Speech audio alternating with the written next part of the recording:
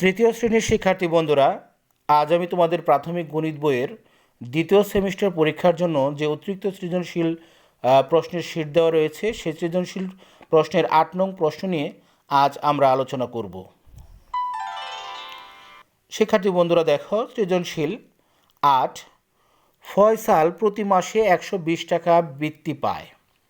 তার ১২ মাসের বৃত্তির টাকা থেকে সে তার বোন রিনাকে ১২০ টাকা দেয়।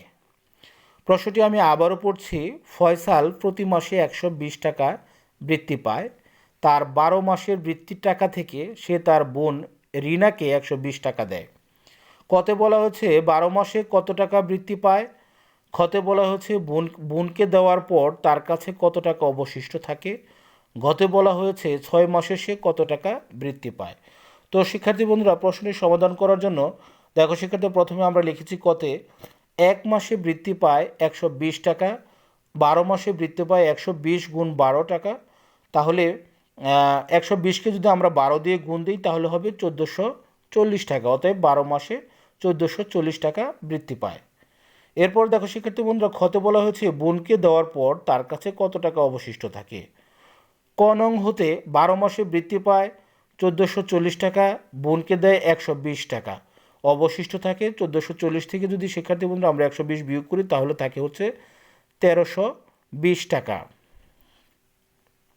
অতএব বোনকে দেওয়ার পর তার কাছে ১৩২০ টাকা অবশিষ্ট থাকে। শিক্ষার্থী বন্ধুরা, এরপর দেখো গতে বলা হয়েছে ৬ মাসে সে কত টাকা বৃত্তি পায়। তো প্রশ্নটি সমাধান করার জন্য শিক্ষার্থী বন্ধুরা দেখো আমরা লিখেছি ১ মাসে বৃত্তি পায় ১২০ টাকা, ৬ মাসে বৃত্তি পায় ১২০ গুণ ৬ টাকা সমান ১২০কে যদি আমরা ৬ দিয়ে গুণ দিই তাহলে হবে ৭২০ টাকা। অতএব ৬ মাসে সে ৭২০ টাকা বৃত্তি পায়। তো শিক্ষার্থী বন্ধুরা, আজ আর নয়, আবার কথা হবে পরবর্তী ক্লাসে। ধন্যবাদ।